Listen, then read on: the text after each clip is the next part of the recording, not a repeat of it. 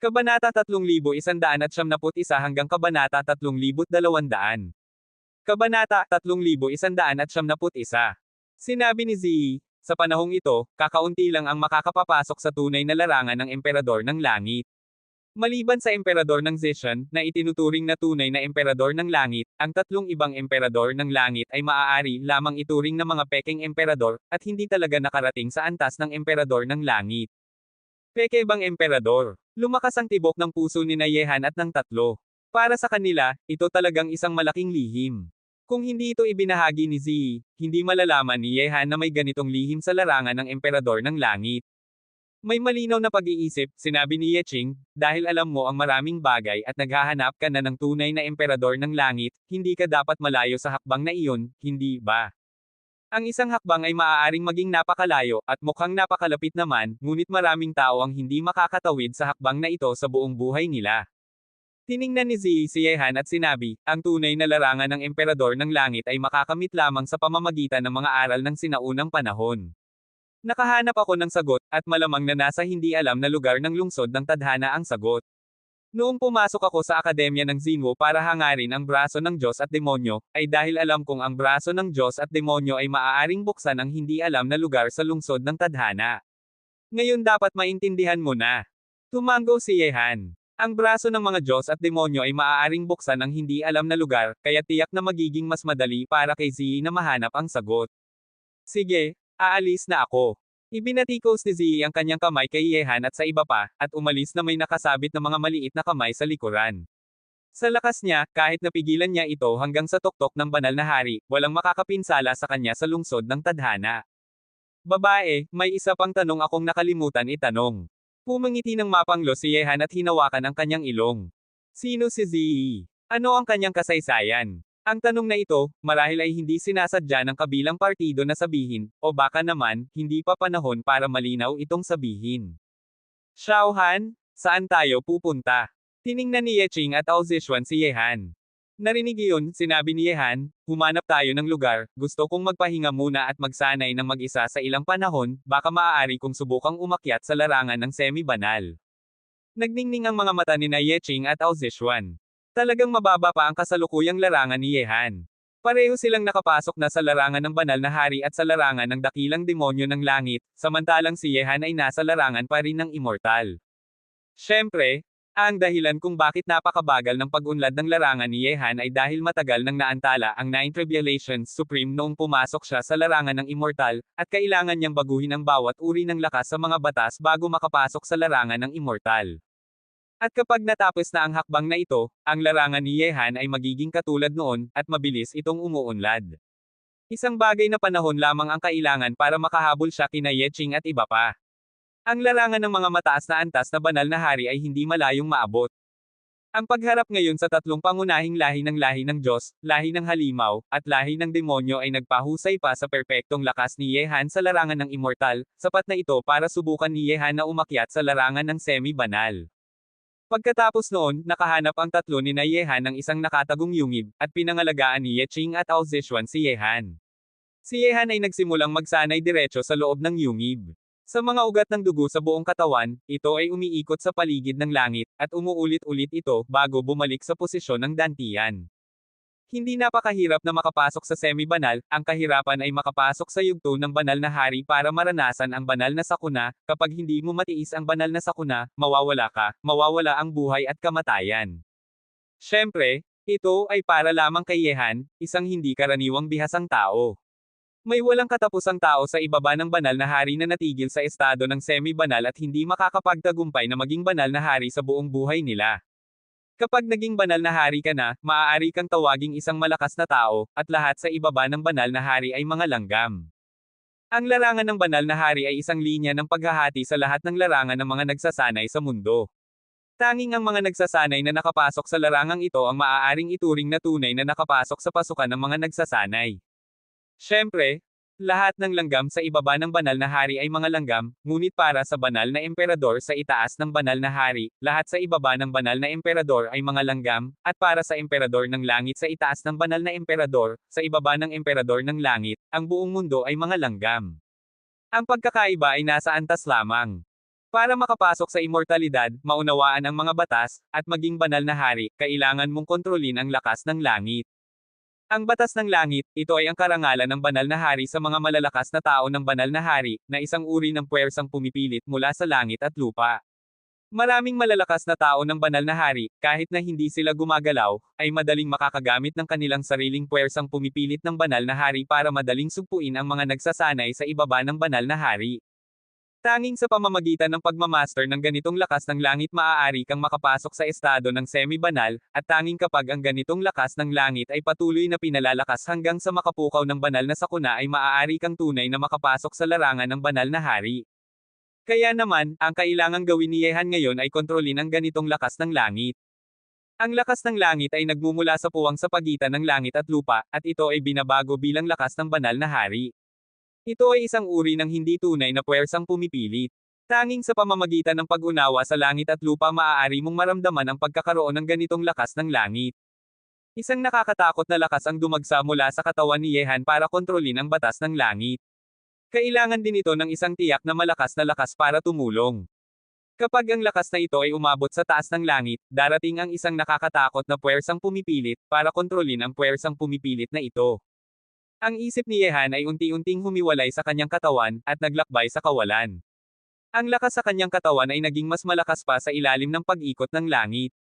Kapag ang lakas na ito ay naging sapat na malakas sa isang tiyak na antas, ang kawalan ay sasugpuin ng lakas ng langit. Kabanata 3172. Sa oras na ito, habang ang isip ni Yehan ay gumagala sa kawalan, may isang walang katapusang puwersang pumipilit na kumakalat mula sa walang hanggang kawalan sa kadiliman. Ang ganitong puwersang pumipilit ay ang lakas ng langit at lupa. Ang lahat ng nasa ibaba ng banal na hari ay pinipigilan nito, parang sa mundong ito, walang anumang lakas na lampas sa langit at lupa ang pinapayagang umiral. Darating na. Nakakuyom ang dibdib ni Yehan, bumagsak ang puwersang pumipilit ng langit at lupa, at mga gilid na gumagana sa katawan ni Yehan, patuloy na pinipigilan ang lakas ni Yehan. Ang ganitong puwersang pumipilit ng langit at lupa ay naiiba sa puwersang pumipilit ng mga naging banal na hari. Mas nakakatakot sila kaysa sa puwersang pumipilit ng banal na hari, at hindi maihahambing ang puwersang pumipilit ng mga naging banal na hari sa puwersang pumipilit ng mundong ito. Sa paglipas ng mga panahon, maraming tao ang nakapasok sa semi-banal at nakontrol ang lakas ng langit noong sila ay pumasok sa semi-banal at nakontrol ang lakas ng langit. Bagamat ang ganitong lakas ng langit ay pinipigilan lamang, sa sandaling hindi kayang tiisin ng nagsasanay ang ganitong pagpigil ng batas ng langit, sa huli ay sisubog at mamamatay sa ilalim ng pagpigil ng batas ng langit. Kaya naman, hindi lahat ay maayos sa antas ng pagkontrol sa batas ng langit, kung hindi ka maingat, haharap ka sa malaking panganib. Gayunpaman, ang paglalakbay sa pag-aaral ng mga lakas ay pakikipaglaban sa langit at lupa, at bawat hakbang pasulong, may mga panganib at pagkakataon, at imposibleng maging maayos ang lahat. Matapos bumagsak ang batas ng langit na iyon, patuloy na ginagamit ni Yehan ang kanyang sariling lakas para labanan ang puwersang pumipilit ng langit at lupa, sa ilalim ng presyon ng puwersang pumipilit ng langit at lupa na ito, hindi siya maaaring umatras. Sa isang iglap, ang mga patak ng pawis ay dumaloy pababa sa mga pisngi ni Yehan. Ang puwersang pumipilit mula sa langit at lupa ay mas nakakatakot kaysa sa inaakala niya, kahit na gamitin pa niya ang kanyang kasalukuyang lakas para labanan ang puwersang pumipilit na ito ay napakahirap, parang pinipigilan siya ng langit mismo. Ang dinadala ni Yehan sa kanyang mga balikat sa sandaling ito ay ang buong asul na langit. Napakalakas ng puwersang pumipilit ng mundo, si Xiaohan ay pumasok sa semi-banal, bakit niya napukaw ang ganitong lakas ng puwersang pumipilit ng mundo? Sa labas ng yungib, parehong naramdaman ni Yeqing at Ao Zishuan ang puwersang pumipilit mula sa langit at lupa, kahit na isa sa kanila ay banal na hari at ang isa naman ay nasa larangan ng dakilang demonyo ng langit, sa ilalim ng puwersang pumipilit ng langit at lupa na ito, naramdaman nilang mahina sila sa lahat ng oras. Noong panahong iyon, nang pumasok si Yeqing sa larangan ng semi-banal, hindi niya napukaw ang ganitong lakas ng puwersang pumipilit ng langit at lupa. Ang puwersang pumipilit ng langit at lupa na napukaw ni Yehan ngayon ay ilang beses pa, maging 10 beses pa kaysa sa karaniwang tao. Ate Yeqing, hindi ko talaga maunawaan ang sistema ng pag-aaral ng mga lakas ng inyong lahing tao. Sa tingin mo ba mabuti o masama ang kasalukuyang sitwasyon? Itinaas ni Ao Zishuan ang kanyang ulo at tiningnan ang langit. Ang mundo ay naging mas madilim pa, kung ang lakas ng langit at lupa na ito ay nakatuon sa kanila, kahit na isa sa kanila ay banal na hari, mapapahamak sila. Hindi ko rin alam, marahil ay may kinalaman ito sa napakalakas na lakas ni Xiaohan. Kung mas malakas ang sariling lakas ng isang tao, mas malaki rin ang presyong kailangang harapin. Umiiling si Yeching, tiningnan ng yungib, at sinabi, ngunit, batay sa alam ko, kung mas malakas ang batas ng langit na mararanasan mo kapag pumasok ka sa larangan ng semi-banal, sa hinaharap kapag pumasok ka na sa larangan ng banal na hari, ang banal na sakuna na kailangang tiisin mo ay magiging mas nakakatakot pa. Paano na lang kung ang banal na sakuna na kailangang tiisin ni Xiaohan ay naging kakaiba at napakalakas na banal na sakuna? Narinig iyon, kumunat ang noo ni Ao Zishuan. Ang banal na sakuna ng karaniwang tao ay napakalakas na, kung sakaling pumasok si Yehan sa banal na hari sa hinaharap at talagang makapukaw ng isang kakila-kilabot na banal na sakuna, kaya niya bang labanan iyon noong panahong iyon? Sa loob ng yungib, si Yehan, na nakaharap sa pagpigil ng batas ng langit, ay natural na natuklasan din ang sitwasyong ito. Napakalakas ng lakas ng batas ng langit na kanyang napukaw. Batay sa puwersang pumipilit lamang, ito ay medyo mas nakakatakot pa kaysa sa ilang malalakas na banal na sakuna. Napakalakas. Ang pawis ay tumulo mula sa noo ni Yehan. Kailangan niyang kontrolin agad ang batas ng langit ngayon. Kung patuloy siyang manatili sa ilalim ng puwersang pumipilit ng langit at lupa na ito ng masyadong mahaba, mauubos ang sariling lakas ni Yehan. Agad na nagpatuloy ang isip ni Yehan na umunlad patungo sa walang hanggang kawalan. Ang puwersang pumipilit ay nagmumula sa walang hanggang kawalan. Sundin ang landas ng puwersang pumipilit ng mundo para mahanap ang pinagmulan ng puwersang pumipilit. Buzz. Bigla na lamang, habang patuloy na kumakalat ang isip ni Yehan sa kawalan na iyon, parang tumatalon siya sa kawalan, lumitaw siya sa isang nakakatakot na karagatan ng puwersang pumipilit. May walang katapusang puwersang pumipilit ng langit at lupa doon, at sa sandaling pumasok ang isip ni Yehan sa kawalan, muntik na siyang maubos ng kapaligiran ng puwersang pumipilit doon. Ang puwersang pumipilit ng mundo ay wala lang, kung matatakot ako sa inyo, bakit pa ako maglalakbay sa landas ng pag-aaral ng mga lakas? Umiyak si Yehan sa kanyang puso, at ang kanyang isip ay lumalangoy sa nakakatakot na karagatan ng puwersang pumipilit, parang isang matandang monghe na nagmumeditasyon. Bagamat ang puwersang pumipilit ng langit at lupa doon ay parang handang pumatay kay Yehan anumang oras, habang si Yehan ay pumasok sa pagmumeditasyon, ang kanyang isip ay parang nagsasama-sama sa karagatan ng puwersang pumipilit na ito. Bagamat walang katumbas ang puwersang pumipilit ng mundo doon, ngunit habang ang isip at diwa ni Yehan ay nagsasama-sama sa walang katapusang puwersang pumipilit ng mundo, sa ilalim ng magkakasamang pagsasama-sama, parang isang bata na lumalaki sa tubig. Matapos ang kalahating oras, nang ang isip ni Yehan ay lumabas mula sa karagatan ng puwersang pumipilit, ang kanyang isip ay bumalik sa orihinal nitong posisyon, at nagsama-sama sa kanyang katawan, nakita niyang sa loob ng yungib, mula sa katawan ni Yehan, may isang alon ng puwersang pumipilit na maihahambing sa tunay na banal na hari, maging isang nakakatakot na aura ng puwersang pumipilit na lumalabas, na naging dahilan para mabasag at mahulog ang lahat ng mga bato na nakasabit sa yungib. Nagawa na. Binuksan ni Yehan ang kanyang mga mata, bagamat sa ilalim ng pagpigil ng batas ng langit na iyon ay halos hindi na makatiis si Yehan, ngunit sa huli ay nanalo si Yehan, nakuha niyang kontrolin ang isang sinag ng batas ng langit at isama ito sa kanyang sarili.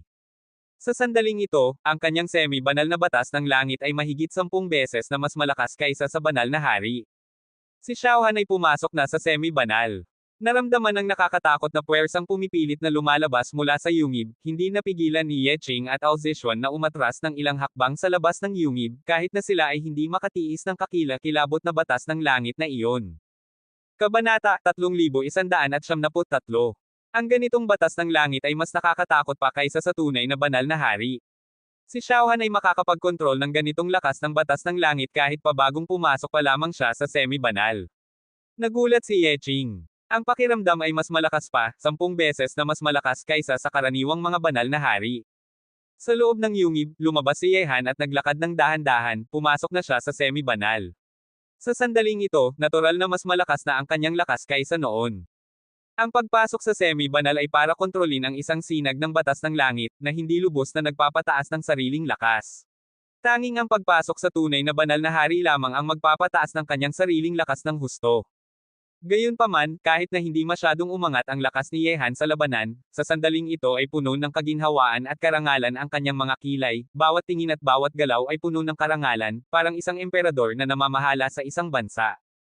Xiaohan, pagbati sa'yo, pumasok ka na sa semi-banal, at hindi ka na malayo sa banal na hari.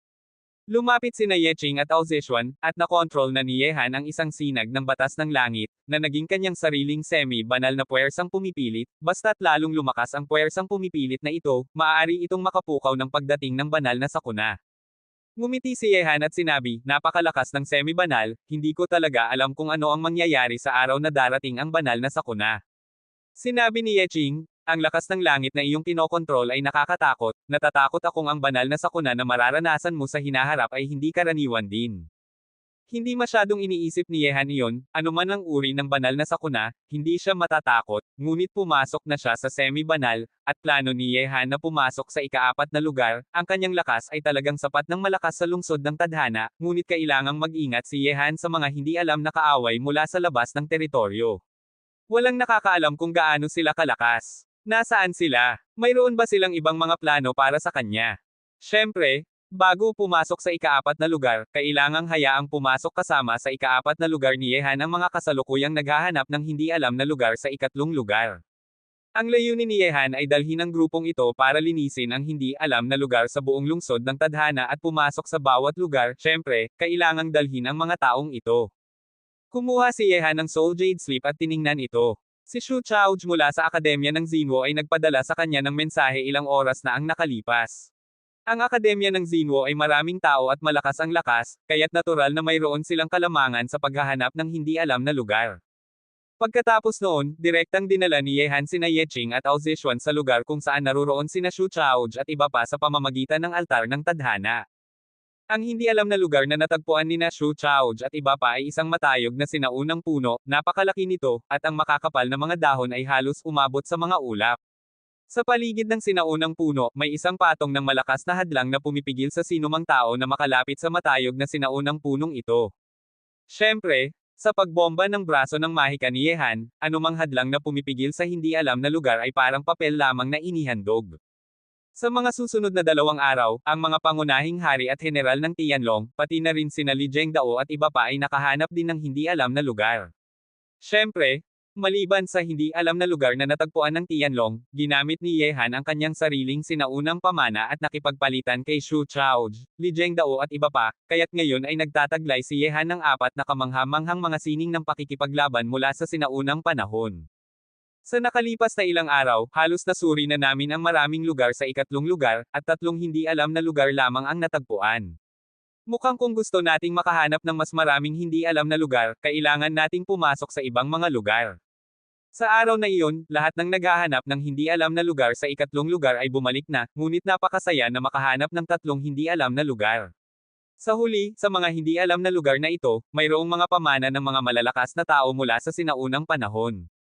May kislap na dumaan sa mga mata ni Yehan, at sinabi, matagal na tayong nasa ikatlong lugar.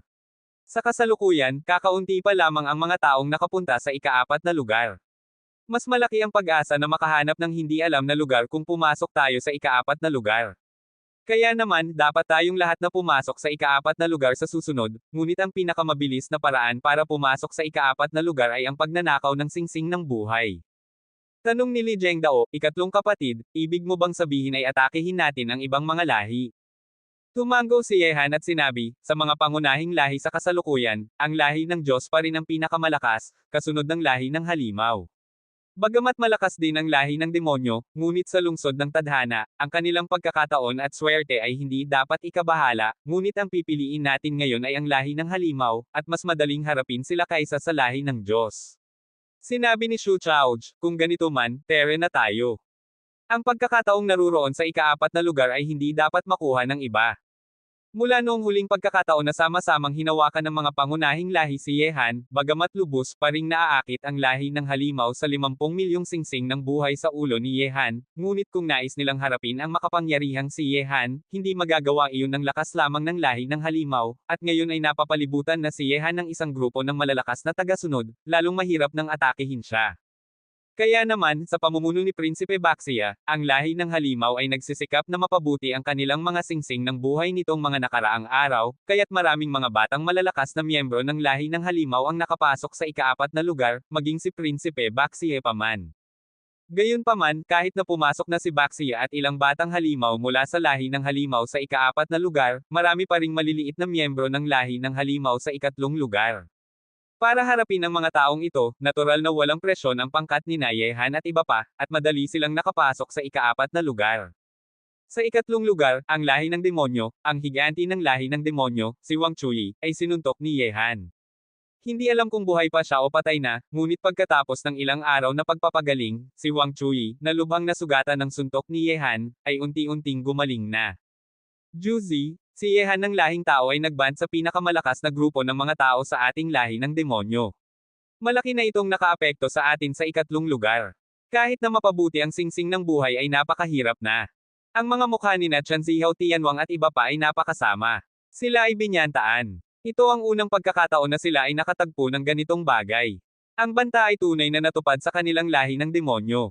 Ang pinakamalakas na grupo ng mga batang malalakas na tao ng lahi ng demonyo nitong mga nakaraang araw ay halos walang nakuha sa ikatlong lugar. Narinig iyon, may ngiting dumaan sa maputlang mukha ni Wang Chui. Ngunit kahit na siya ay ngumingiti, ang puot sa kanyang katawan ay napakatakot. At sinabi, ang tagumpay at pagkatalo ay karaniwan sa mga gawain ng digmaan, bagamat masasabing ligtas tayo ngayon, palagi naman itong dahil sa pagbababaan ko ng tingin sa kanya, si Dao Yong, may malaking agwat na sa pagitan natin at sa kanya, ngunit, sa isang banta lamang, nais niyang harangan ang daan ng ating lahi ng demonyo ay masyadong simpleng iniisip, ngayong pagkakataong ito, gusto kong siya mismo ang maghanap ng pagkakataon para sa ating lahi ng demonyo. Juzi, ano naman ang gagawin natin sa susunod? Tanong ng malalim na boses ni Chen Zihao Tianwang.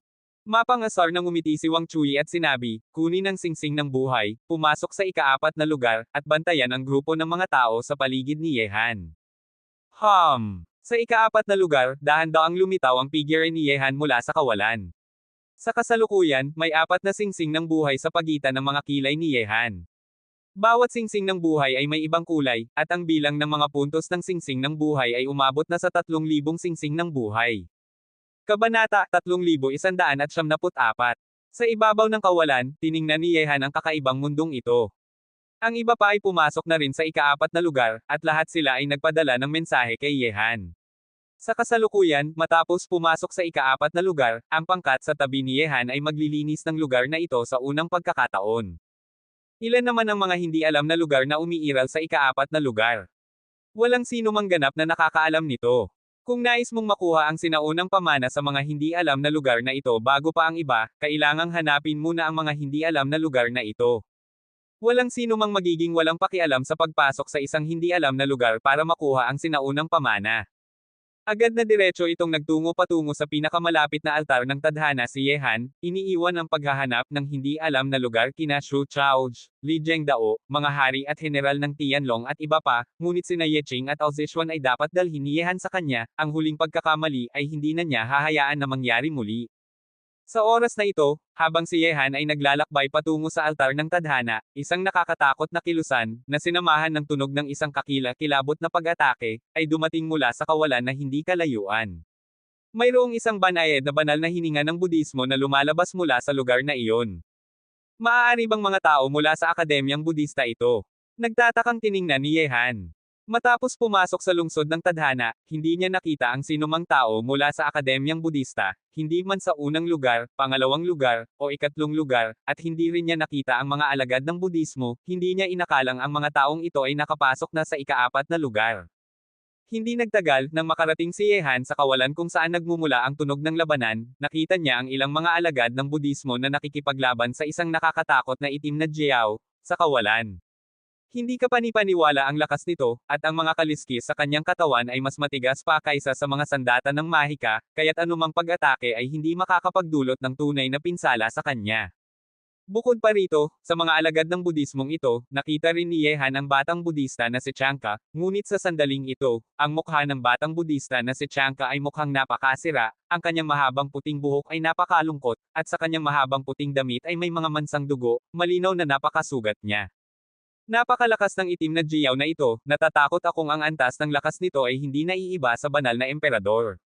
Nabigla si Yehan. Umaasa sa lakas ng kanyang katawan, ang itim na Jiao na ito ay hindi lamang nakaligtas sa mga pag-atake ng mga alagad ng Budismo tulad ng batang Budista na si Chanka, kundi pati na rin walang anumang pinsala, at maging sina batang Budista na si Chanka at iba pa ay lubhang nasugatan pa. Ang dakilang selyo ng Budismo, PIGILIN. Isang matingkad na gininto ang liwanag ang sumiklab sa kawalan, at pagkatapos ay naging isang gininto ang tatsulok na selyo, parang isang gininto ang burol, na pinipigilan mula sa tuktok ng ulo ng itim na Jiao, pinipigilan ang mundo, at bumagsak ng gilid sa mga kaliskis ng itim na Jiao. Gayunpaman, nang magbanggaan ang dalawa, ang katawan ng itim na Jiao ay hindi gumalaw. Pagkatapos ay nakita na ang itim na Jiao ay nagbigay ng isang galit na hiyaw, at ang kanyang malaki at matalim na mga kuko ay direktang hinampas ang isang alagad ng budismong ito, at pagkatapos ay ang malaking buntot ng itim na Jiao ay umindayog at gilid na hinampas ang isa pang alagad ng budismo. Ang kakilakilabot na lakas na ito ay direktang sumabog sa katawan ng alagad ng budismong ito. Malanding hayop, naramdaman ng batang Budista na si Chanka ang awa, ang kanyang mga kamay na parang jade ay naging ilusyon, at ang mga palapag sa buong langit, parang si Avalokitesvara, bawat palapag ay isang tunay na pag-atake, sunod-sunod na malalakas na pag-atake sa katawan ng itim na Jiao, ang tunog ng pagbanggaan na nagpapayabong sa langit at lupa ay nagpaiyakot ng gilid sa kawalan. Mga langgam lang kayo, napakasigasig ninyong sumigaw sa harap ng ganitong masamang hari, hintayin ninyong putulin ko kayo isa-isa. Nagsalita ang itim na Jiao, kahit na sa ilalim ng pag-atake ng mga palapag sa buong langit, ang itim na Jiao na ito ay lubhang malakas pa rin, may malaking hininga, isang nakakatakot na itim na apoy ang kumalat, at muling pumatay ng isang alagad ng budismo. Sa isang iglap, lahat ng tatlong alagad ng budismo ay namatay sa kamay ng malakas na itim na Jiao na ito. Paano ka makakapagpanggap na hari bilang isang hayop na walang alam? Bigla na lamang, isang tibak ng mahika ang gilid na bumagsak mula sa langit, parang isang meteorito na bumabagsak mula sa kalangitan, at mariing bumagsak sa katawan ng itim na Jiao. Ding! Sa isang iglap, ang nakakatakot na panginginig ng ginto at bakal ay umalangaw-ngaw sa buong mundo, mga bahid ng apoy ang sumiklab mula sa katawan ng itim na Jiao, na lumilipad sa lahat ng dako. Ang nakakatakot na pag-atake ni Yehan ay tumama sa katawan ng itim na Jiao, at nagdulot lamang ng pag-ilog ng katawan ng itim na Jiao, at ang nakakatakot na puwersang bumalik ay nagpadagdagalaw kay Yehan, at ang kanyang kamay na hawak ang tibak ng mahika ay patuloy na nanginginig. Nabigla si Yehan, ang kanyang pag-atake ay napakalakas na kahit na ang lahat ng hindi pangkaraniwang mga figure ay halos hindi makakapaglaban, ngunit ang itim na Jiao na ito ay mariing tinitiis ang kanyang pag-atake nang walang anumang problema. Ginoong Ye, nakita ang hitsura ni Yehan, may kislap ng kagalakan na dumaan sa medyo sirang mukha ng batang Budista na si Chanka, ngunit ang nakakatakot na itim na Jiao ay napakalakas. Matapos tiisin ang pag-atake ni Yehan, parang lubos na siyang nagalit, humihinga, ang nakakatakot na itim na apoy ay tumakip kay Yehan parang alon. Hindi alam kung paano mabuhay o mamatay, gusto kong durugan ka ng ganitong masamang hari. Apoy. Biglang umatras si Yehan, at ang batas ng apoy ay kinokontrol niya. Isang naglalagablab na apoy ang kumalat sa langit at lupa, nagbanggaan sa itim na apoy, at nagpausok ng apoy sa kawalan, ngunit ang mga itim na apoy na kinokontrol nito ay lubhang nakakatakot, kahit na ang batas ng apoy ni Yehan ay nahihirapang makipaglaban. Ingat ka, Ginoong Ye, ang itim na apoy na ito ay ang apoy ng impyerno sa lahat ng uri ng apoy sa mundo. Tumakbo pasulong ang batang Budista na si Chanka, hawak ang isang bagay, parang isang altar ng Guanyan, at pagkatapos ay lumaki ng walang katapusan sa mundong ito, patungong pinipigilan ang itim na Jiao. Napakahina ninyong lahat, dapat kayong mamatay lahat. Ang itim na Jiao ay gilid na bumangga sa pinipigilan na altar ng Guanyan. Ang kanyang malaking katawan ay hindi natatakot sa anumang pag-atake, at ang pinipigilan na altar ng Guanyan ay maaaring maipit, na naging dahilan para masugitan si batang Budista na si Chanka at umubo ng isang bibig ng dugo. Matapos ang isang matagumpay na pag-atake, malakas na tumawa ang itim na Jiao, ang kanyang malaking katawan ay lumipad sa kawalan, at ang kanyang nakakatakot na matalim na mga kuko ay pumutol sa mga katawan ng ilang iba pang alagad ng Budismo. Ang ganitong lakas na nakakatakot at marahas na pamamaraan ay nagpaiyakap sa mga mata ni Yehan, at ito ang unang pagkakataon na nakakita siya ng ganitong lakas na itim na Jiao. Kabanata 3175. Profundong katotohanan ng kaluluwa ng tubig. Lakad ng hakbang ni Yehan sa kawalan, at ang pag-atake na nabuo sa pamamagitan ng pagsasama-sama ng lakas ng dalawang batas ay naging isang malawak na espada, na sumabog patungo sa katawan ng itim na Jiao. Sa ilalim ng pag-atake na iyon, ang malakas na paggalaw ni Yehan ay nagputol lamang ng isang kaliskis mula sa katawan ng itim na Jiao. Napakalakas ng depensa na ito.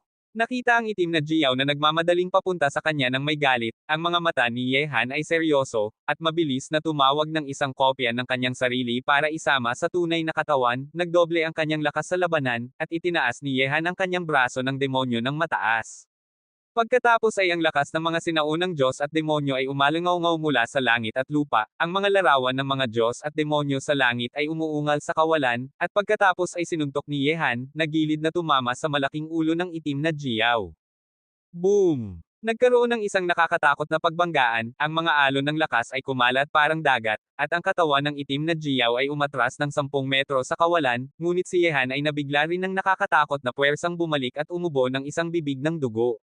Tiningnan niya ang itim na Jiao nang may takot. Ang kopya ay nagsama-sama sa pangunahing katawan, nagdoble ang lakas sa labanan, ang sariling lakas ni Yehan sa labanan ay nadobal, gaano naman ito kakilakilabot, kahit na ang makapangyarihang hari ng demonyo na si Wang Chui ay halos namatay sa suntok ni Yehan.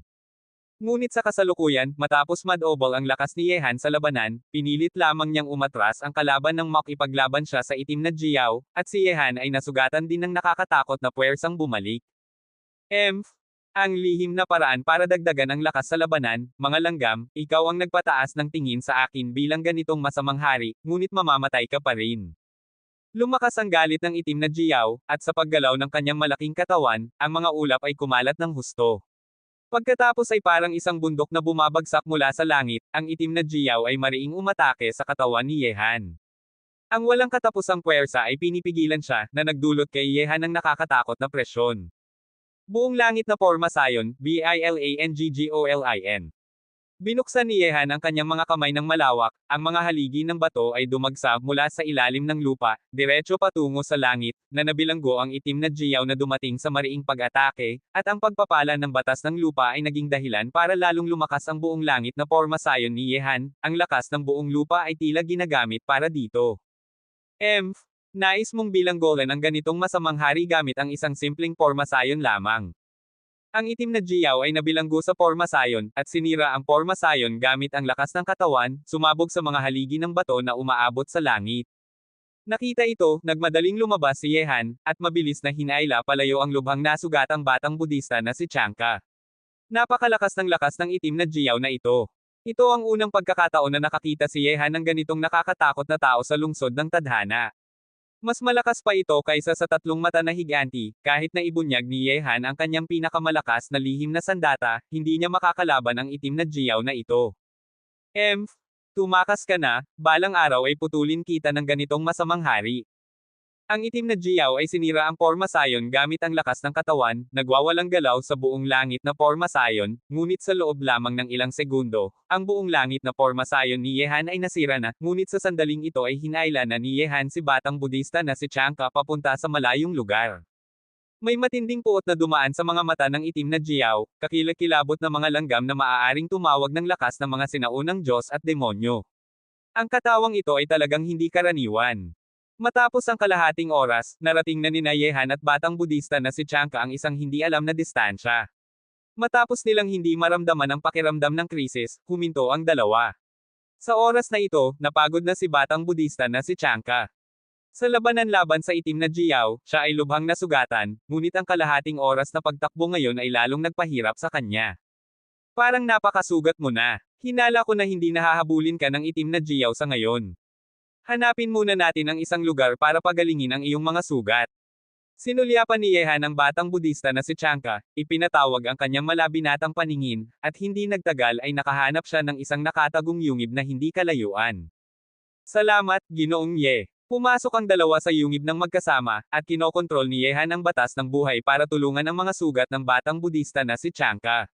Matapos ang kalahating oras, ang mga sugat ng batang Budista na si Chanka ay unti-unting gumaling sa ilalim ng pag-aayos ng batas ng buhay ni Yehan. Mahusay na banal, ano ang pagkakakilanlan ng itim na Jiao na ito? Paano mo naman nasugatan ang ganitong nakakatakot na tao? Tanong ni Yehan habang tiningnan ang batang Budista na si Chanka. Umiiling si batang Budista na si Chanka at sinabi, hinala ko na ang itim na Jiao na ito ay hindi tunay na itim na Jiao. Ang aking mga nakababata at ako ay hindi sinasadyang pumasok sa isang hindi alam na lugar, at ang Jiao na ito ay nakakulong doon. Inilabas namin siya, ngunit ang itim na Jiao na ito ay napakalakas, naramdaman ko ang isang napakasamang puwersa mula sa kanya. Hindi tunay na itim na Jiao. Hinawakan ni Yehan ang kanyang baba at nag-isip. Pagsasamantala, ang boses ni Suzuko ay biglang tumunog sa isip ni Yehan. Mula noong matuto siya ng ilang lihim mula kay Ziyi noong huling pagkakataon, bihira nang nakikipag-usap si Suzuko kay Yehan.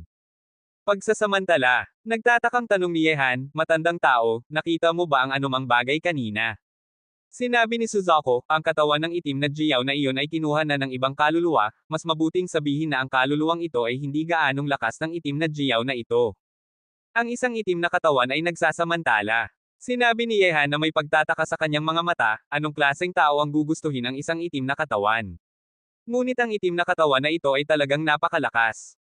Sinabi ni Suzuko, marahil, ang katawan ng itim na Jiao ay hindi ang kanyang ideal na layunin, o baka naman, isa siyang demonyong lahi, ngunit ang itim na Jiao na ito ay napakalakas, kailangan mong mag-ingat, kung tama ang aking hula, ang itim na Jiao na iyon kanina ay naaakit na sa iyo.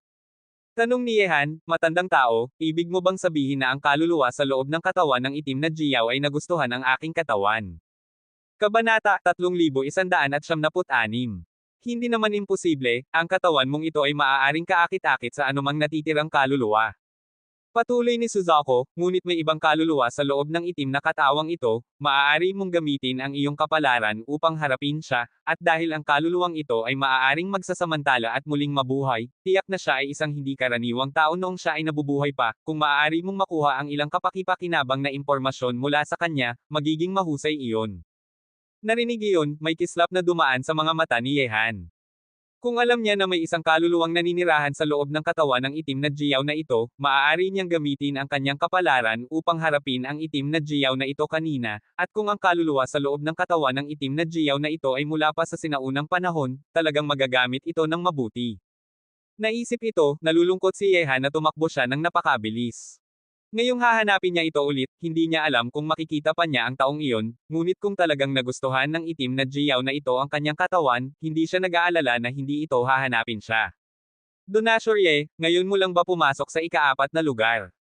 Dahan-dahang tumayo si batang budista na si Chanka at tiningnan si Yehan.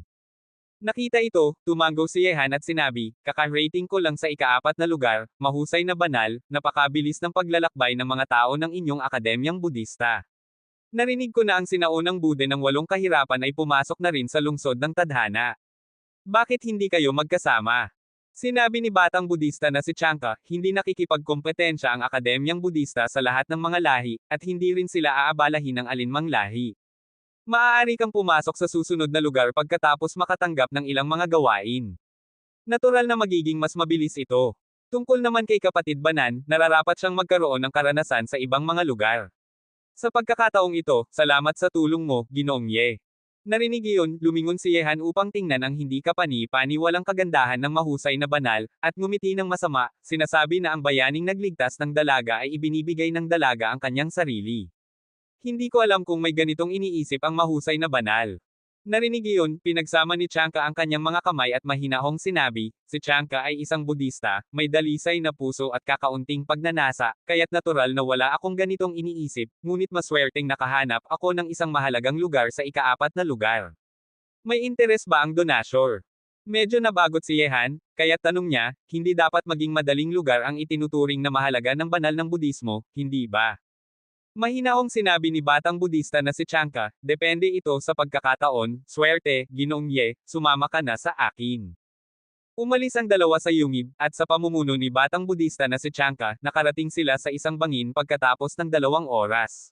Ang bangin ay konektado ng isang tulay na gawa sa kadena. Sa paligid ng tore ng bakal, nakita rin ni Yehan ang mga tao mula sa lahi ng Diyos.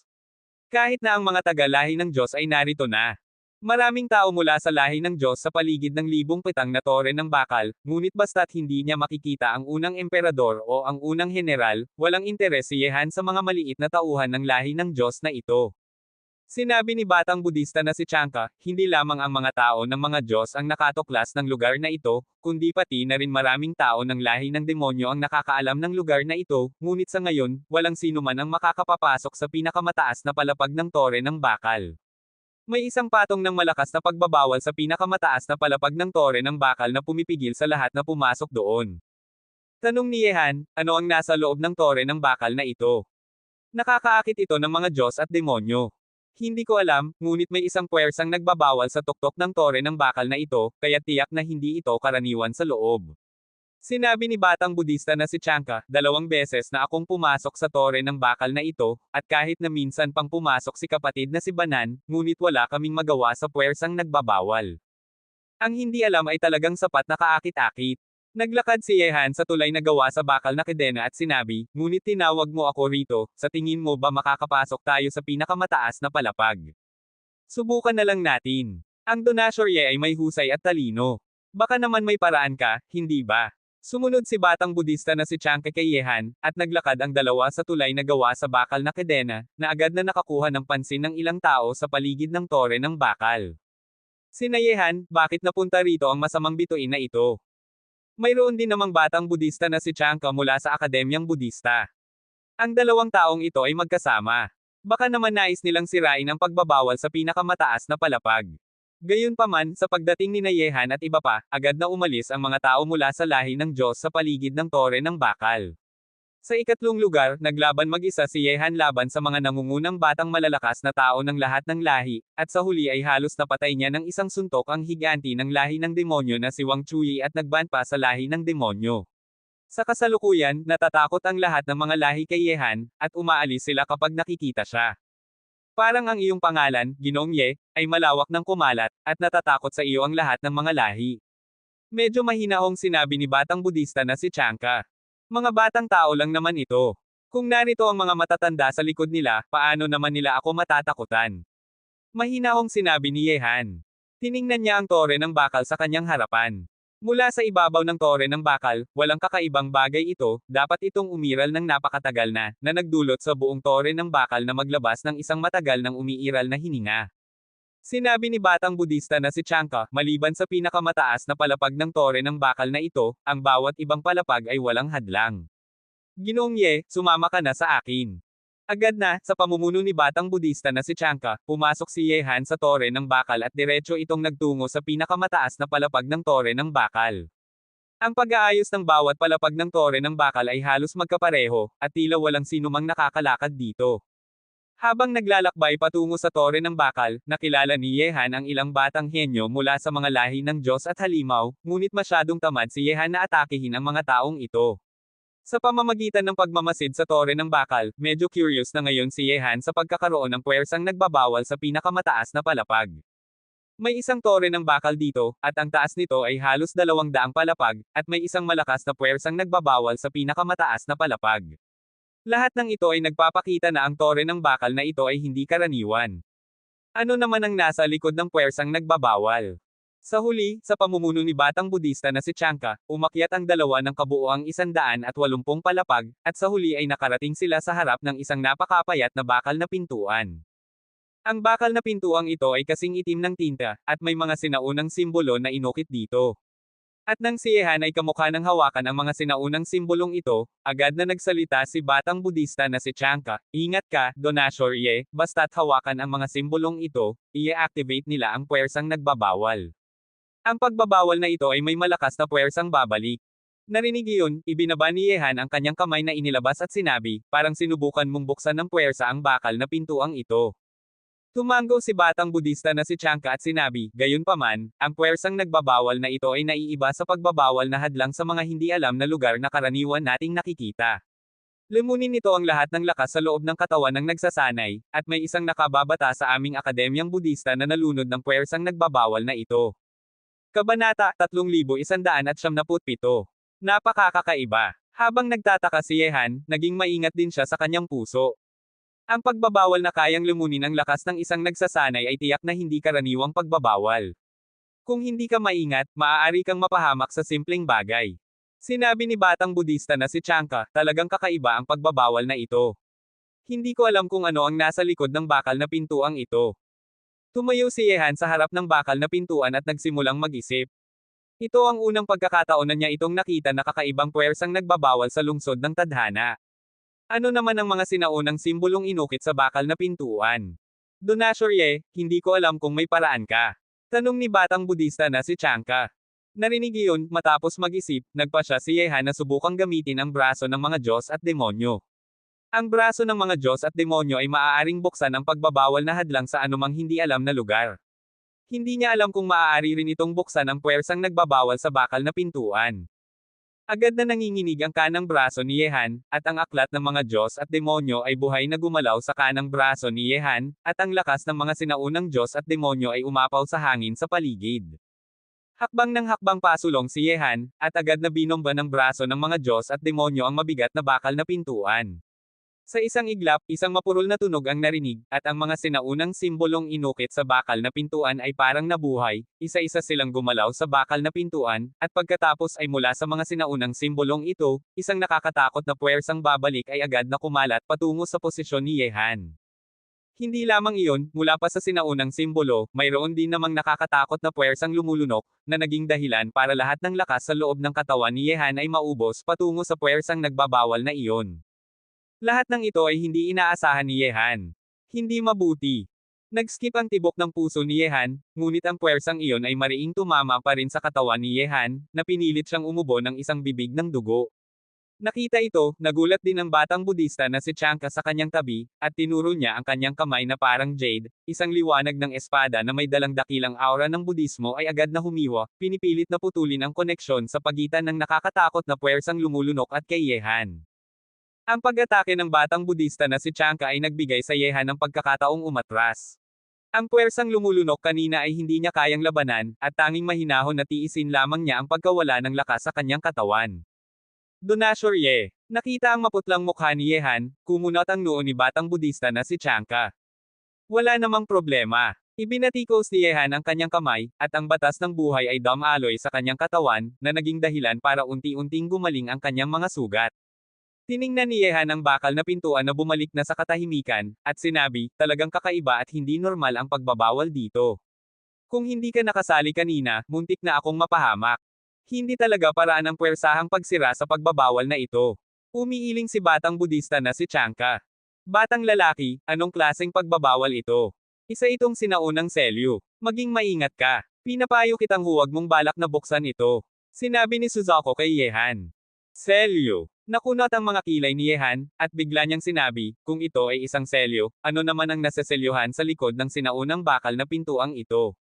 Selyo. Yeshizu? Sinabi mong ang puwersa sa tuktok ng tore ng bakal ay hindi pagbabawal, kundi selyo. Narinig ni Yehan na biglang sabihin ang salitang, selyo, agad na tanong ng batang Budista na si Chanka sa tabi, hindi ito pagbabawal, kundi selyo, kaya naman ba masisira ang selyong ito? Tumango si Yehan at sinabi, hindi ito dapat na pagbabawal, kundi isang sinaunang selyo. Dahil mayroong sinaunang selyo dito, tiyak na may isang bagay na naseselyuhan sa likod ng bakal na pintuan.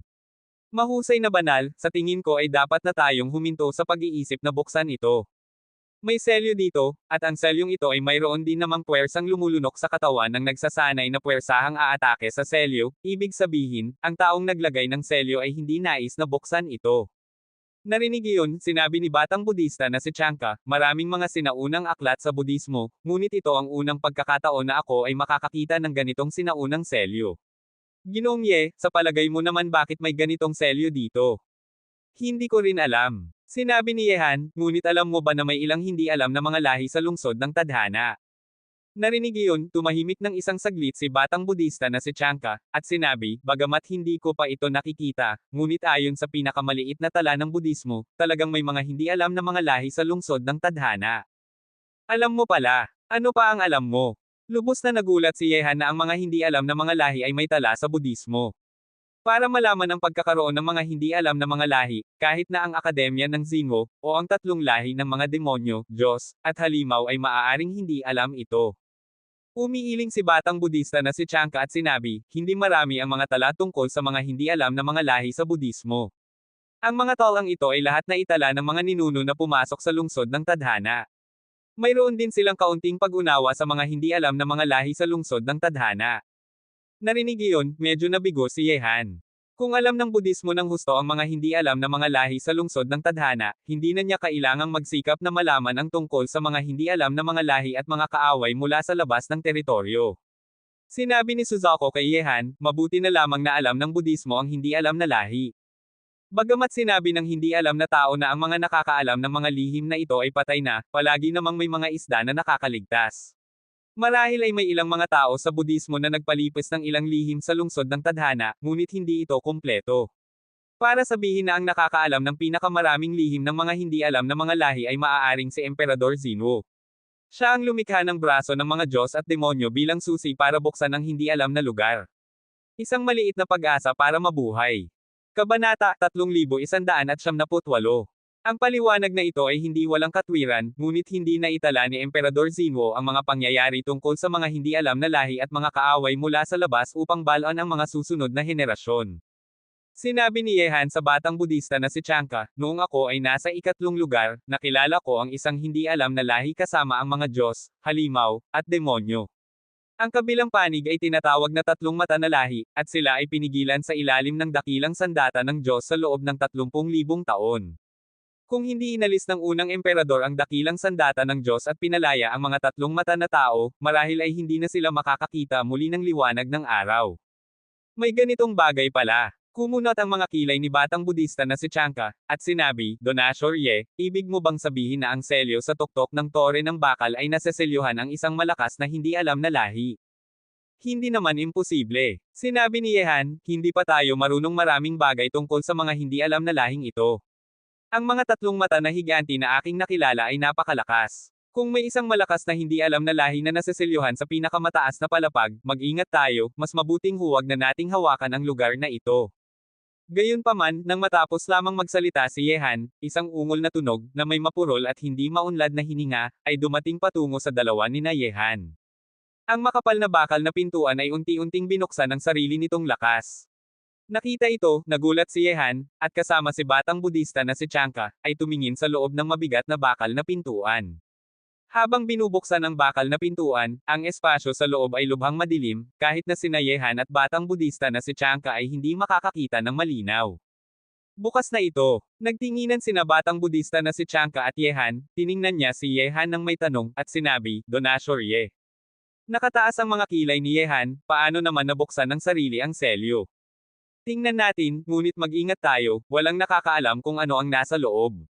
Si Yehan ang nanguna, iniharang ang batang Budista na si Chanka sa kanyang likod, at dahan-daang naglakad ang dalawa patungo sa loob ng nakabukas na bakal na pintuan. Habang pumasok sina Yehan at batang Budista na si Chanka, muli nang isinara ang mabigat na bakal na pintuan, at ang espasyo sa loob ay napakadilim na walang anumang liwanag.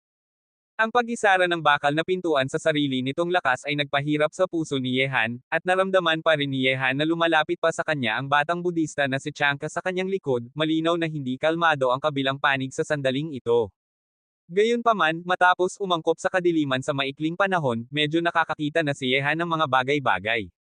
Sa loob ng pinakamataas na selyo ay isang malaking madilim na espasyo, at nakikita pa rin ni Yehan ang makapal na mga kedena ng bakal na tumatawid dito. Maraming mga kedena na magkakaugnay at magkakasalungat sa madilim na espasyong ito, na naging dahilan para maging kakaiba at nakakatakot ang kapaligiran dito. Nakita rin ito ni batang Budista na si Chanka, ngunit ito lamang ang larawan sa kanilang harapan. Ang madilim na espasyong ito ay malaki, parang isang sinaunang hayop na nakakulong dito. Donashor Ye, baka hindi maganda ang lugar na ito. Sumunod ng mahigpit si batang Budista na si Chanka kay Yehan. Sa ganitong saradong madilim na espasyo, ang takot sa hindi alam, kahit na ang mahusay na mga babaeng banal ng Budismo, ay hindi makakapaglaban sa paglusot ng nakakatakot na aura. Sinabi ni Yehan, kung narito ka na, manatili ka na lang. Dahil narito ka na, bakit hindi ka makipag-usap sa akin at manatili ka na dito? Sa loob ng libu-libong taon, ikaw ang una na nakapasok dito. Bigla na lamang, isang mahabang boses, na may nakakatakot na hininga ng takot, ay dumating mula sa madilim na espasyong ito. Matapos marinig ang tunog, ang buong madilim na espasyo ay sinundan ng tunog ng mga kedena ng bakal na nagkakasalubungan at gumagawa ng ingay. Narinig iyon, nagulat sina Yehan at batang Budista na si Chanka, at mabilis na umatras pabalik. Gayunpaman, mabilis silang umaatres, ngunit sa sakop ng paningin ng dalawa, isang mabangis na mukha ay patuloy na lumalaki sa kanilang harapan, at lalong nagulat sina Yehan at batang Budista na si Chanka na napatingin dito. Nakita nila ang mabangis na mukha sa kanilang harapan na may magulong mahabang buhok, ang mga mata nito ay binuksan, na nagpapakita ng kakaiba at pula-pula na kulay, at sa pisngi ng kabilang panig, may isang mabangis na totem, na tumutugma sa mabangis na mukha, parang isang diablo mula sa impyerno.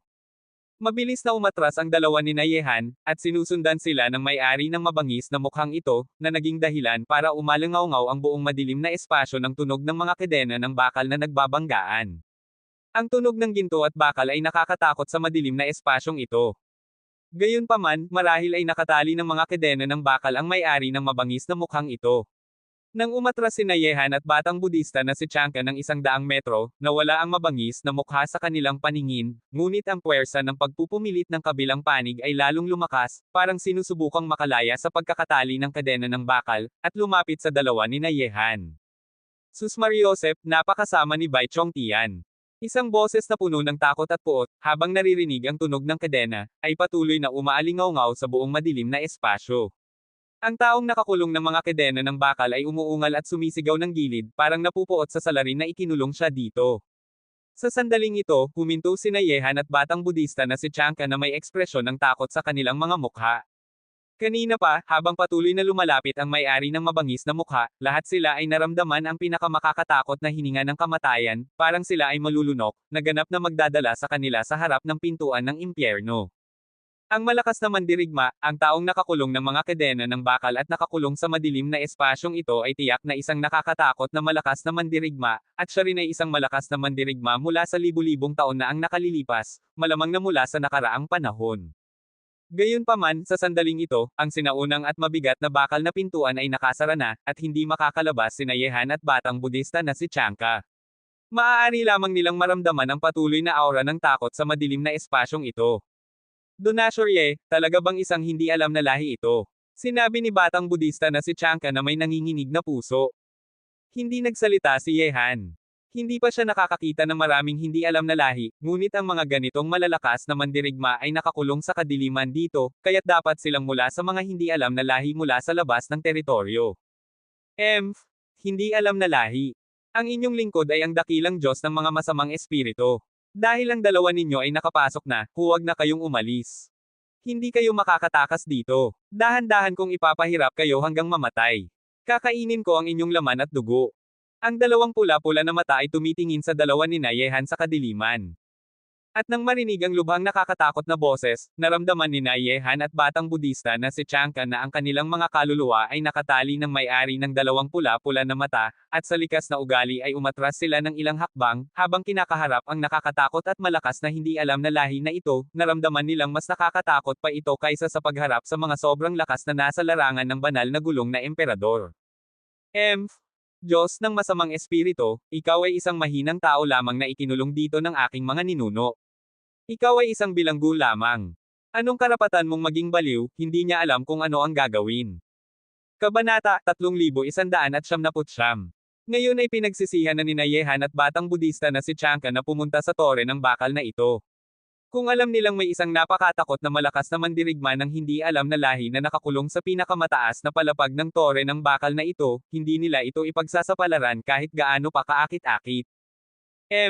Mga mahihinang langgam ninyo, napakasigasig ninyong magsalita ng malalaking bagay sa harap ng mga Diyos, lumuhad kayo sa akin.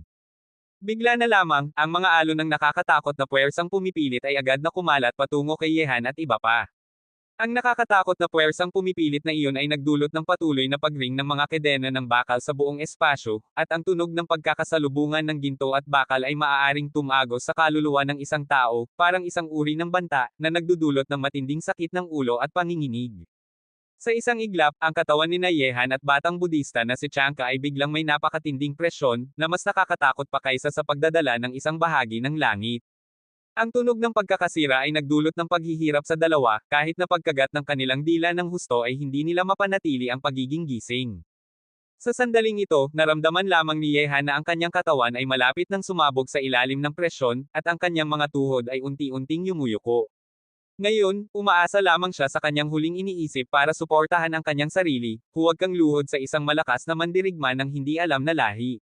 Kahit na mahina si Yehan ngayon, hindi niya kailanman mawawala ang kanyang dangal. Upo nang magkakasabay ang mga paasibatang Budista na si Chanka, at naglabas ng isang serye ng mga tunog ng Budistang Sanskrit mula sa kanyang bibig, na naging mga gininto ang simbolong 1, na lumilipad sa paligid niya at ni Yehan, bawat simbolong swastika ay naglalabas ng isang banal na hininga ng paglilinis. Ang mantra ng paglilinis ng puso ng Buddha ay hindi maaaring salakayin ng lahat ng masasama. Sa sandaling ito, ginagamit ni batang Budista na si Chanka ang dakilang lihim na pamamaraan ng Budismo.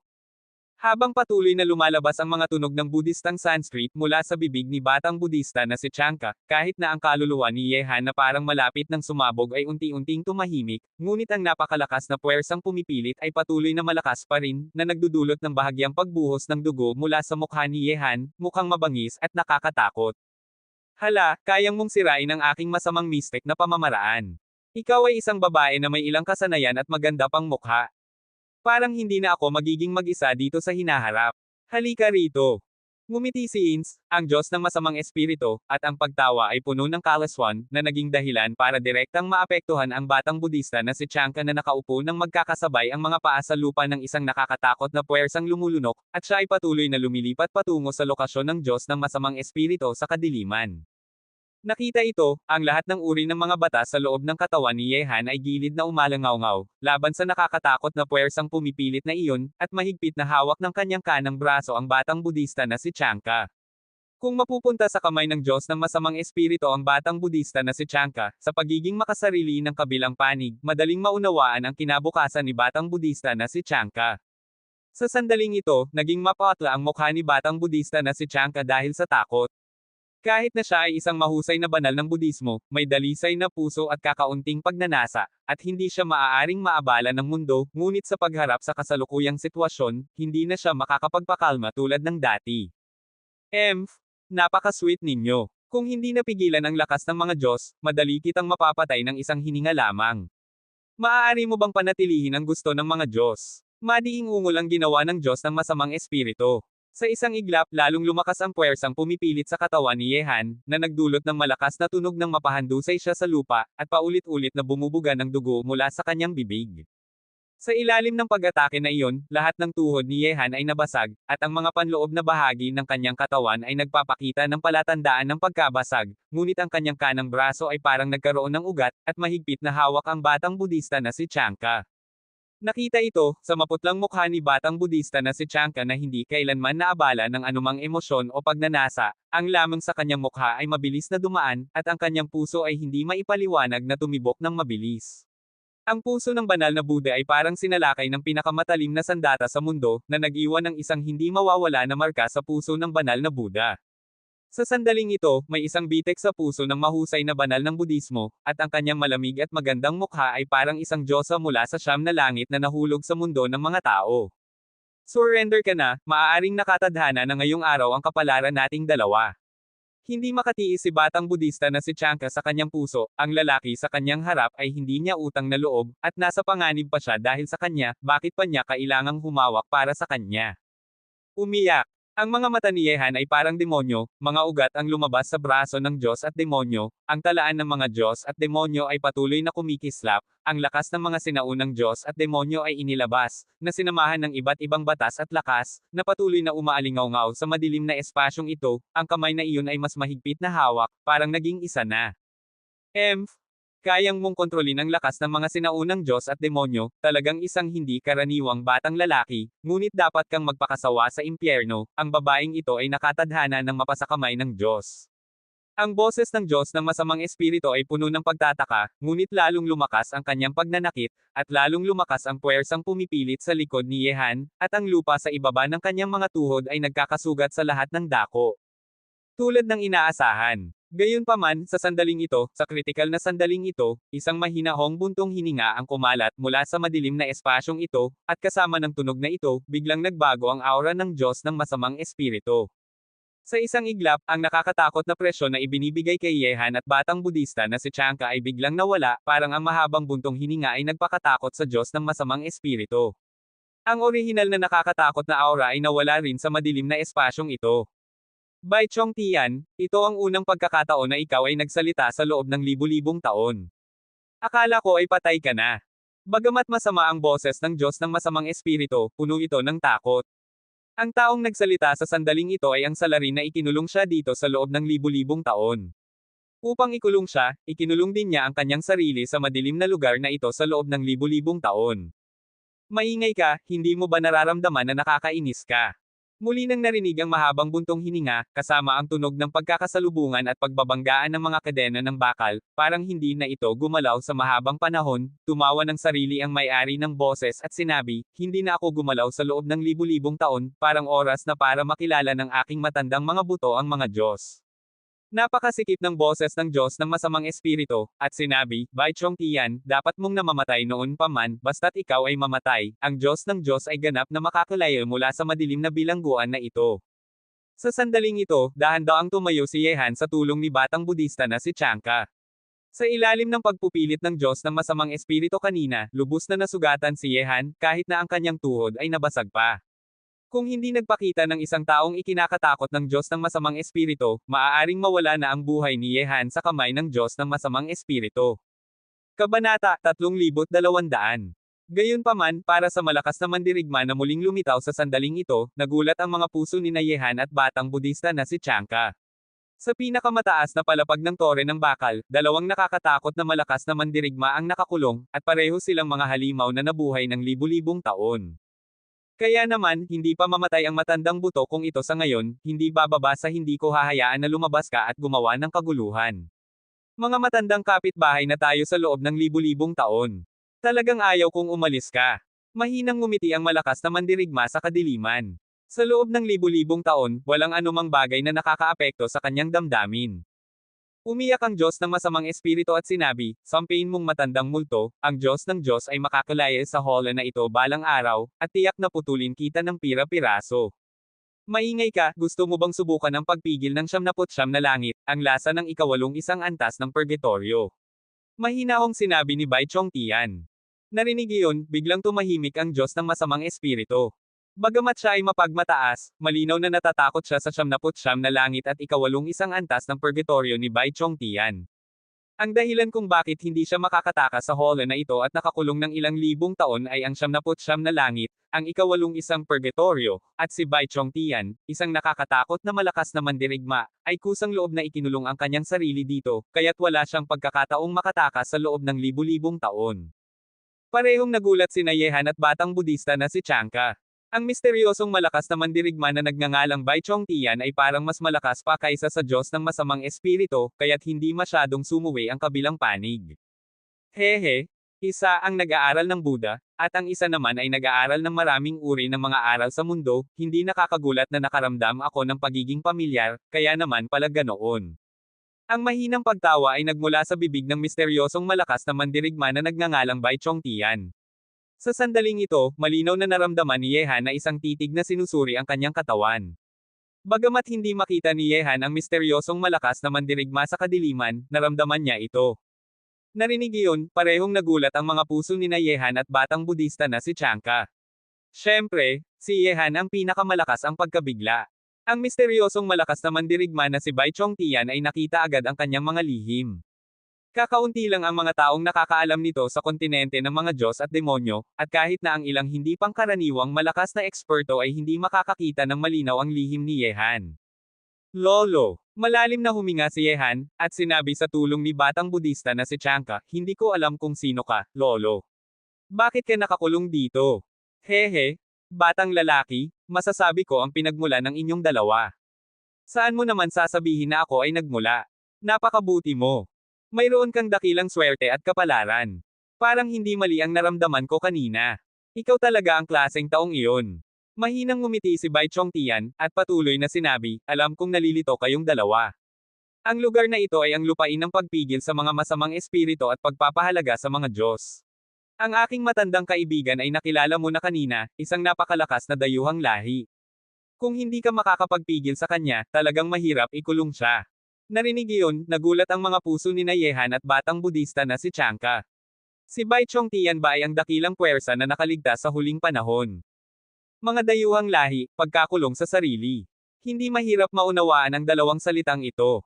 Ang dayuhang lahing ito ay malamang na tumutukoy sa Diyos ng masamang espiritu, at ang pagkakulong sa sarili na ito ay malinaw na dahil ikinulong ng kabilang panig ang kanyang sarili sa madilim na bilangguan na ito para pigilan ang dayuhang lahing Diyos ng masamang espiritu na makalaya. Ang ganitong kalaking puso ay nagpapahiya kay Yehan. Ang pagkakulong sa sarili sa isang madilim na lugar sa loob ng libu-libong taon ay para pigilan ang isang malakas na dayuhang lahi. Ilan naman sa mga tao sa mundo ang may ganitong kalaking puso? Lolo, ikaw ba ay mula sa nakaraang panahon? Tanong ni Yehan ng may pag-aalangan. Hehe, para sa inyo? Marahil iyon ang huling panahon, batang lalaki. Ang iyong katawan ay bihira sa mundo. Parang ito ay kaloob ng Diyos, dapat mayroong isang maliit na pag-asa sa gitna ng siyam na kamatayan. Marahil kapag dumating ang malaking sakuna sa hinaharap, kakailanganin ka pa ring hawakan ang malaking tungkulin. Ang dahilan kung bakit hinayaan kitang pumasok sa lugar ng pagpigil sa mga masamang espiritu at pagpapahalaga sa mga Diyos ngayon ay para lamang makilala ka, at ang iyong pagdating ay madyay gising sa akin na natulog sa loob ng libu-libong taon. Ang boses ni Bai Chong Tian ay puno ng matagal ng pag-alala. Malaking sakuna, ano ang ibig mong sabihin, Lolo, na ang mundong ating tinitirhan ay haharap sa mga sakuna tulad ng sa nakaraang panahon? Sinabi ni batang Budista na si Chanka, na nanginginig ang kanyang puso. Hehe, hindi nawawala ang malaking sakuna, ngunit hindi pa ito dumating. Ang mga dayuhang lahi sa labas ng malayong kalangitan ay hindi basta-basta susuko. Gayunpaman, kung ang malaking sakuna ay darating ng mas maaga o mamaya ay depende sa inyo. Lahat ng ito, sa hinaharap, kung mayroon kang pagkakataong pumasok sa templo ng tadhana, ang lugar kung saan natutulog ang mga sinaunang Diyos at demonyo, malalaman mo na. Malinaw na sinabi ni Yehan, ang mga dayuhang lahi sa labas ng kalangitan ay ang dahilan ng pagkamatay ng huling panahon. Ang mga hindi alam na lahi na umiiral sa lungsod ng tadhana na ito ay dapat na ang mga dayuhang lahi na ito sa labas ng kalangitan. Ang lungsod ay naglunsad ng isang plano, ngunit ano ang ibig sabihin ng lugar kung saan natutulog ang mga sinaunang Diyos at demonyo sa bibig ng mga ninuno? Matalino ka, parang marami ka nang natuklasang mga lihim sa lungsod ng tadhana na ito. Ngumiti si Bai Chong Tian at sinabi, ang lugar kung saan natutulog ang mga sinaunang Diyos at demonyo ay hindi pa masasabi ngayon, hindi pa pwede. Lahat ng ito, kapag pumasok ka sa templo ng tadhana at may pagkakataong pumasok doon, malalaman mo na ang lahat. Narinig iyon, patuloy na tanong ni Yehan, ngunit nasaan ang mga dayuhang lahi sa labas ng kalangitan? Gaano sila kalakas? Dahan daw ang sinabi ni Bai Chong Tian, ito ay tungkol sa ibang mundo ng eroplano. Ang dayuhang lahing ito sa labas ng kalangitan ay mahirap labanan kahit noong panahon ko. Gayunpaman, dapat mayroong isang maliit na pag-asa sa gitna ng siyam na kamatayan. Sa panahong ito, nakita ko na ang maliit na pag-asang iyon ay unti-unting namumulaklak. Lolo, nasaan ang pag-asa sa gitna ng siyam na kamatayan na ito? Tanong ni batang Budista na si Chanka. Kung hindi nila alam ang pagkakaroon ng mga hindi alam na lahi at mga kaaway mula sa labas ng teritoryo bago ito, mahirap paniwalaan ang sinabi ni Bai Chong Tian na nakaligtas mula sa huling panahon. Gayunpaman, dahil alam niya ito, gusto malaman ni batang Budista na si Chanka kung nasaan ang pag-asa. Gaano kalakas ang huling panahon? Gayunpaman, namatay pa rin sila sa ilalim ng mga dayuhang kaaway. Kung babalik muli ang mga dayuhang kaaway, matatalo ang kontinente ng mga Diyos at demonyo. Tanging sa pamamagitan ng paghahanap ng pag-asa ay mapipigilan nila ang darating na malaking sakuna. Hehe, ipinanganak siya sa langit at lumitaw bilang tugon sa sakuna. Lumitaw na siya. Mayroon kang puso ng Buddha at matalinong mga mata, mauunawaan mo. Ngayon, tayo ay may tadhana na magkasama, kaya ibibigay ko sa inyong dalawa, isa para sa bawat isa. Pagkatapos nito, ang kawalan sa harap ni Yehan ay naging magulong, at isang espada ang lumitaw sa harap ni Yehan. Ang espadang ito ay may magandang hitsura, umaagos parang talon at ulap, at may isang maliit na espada sa loob nito. Ito ay isang napakabihirang magulang at anak na espada. At ang lumitaw sa harap ni batang Budista na si Chanka ay isang kwintas ng mga butil ng Budismo na simple at payak, na may komplikadong mga disenyo na inukit sa mga butil, at ang hininga ng Budismo ay napakalakas na makikita mo agad na hindi ito karaniwan.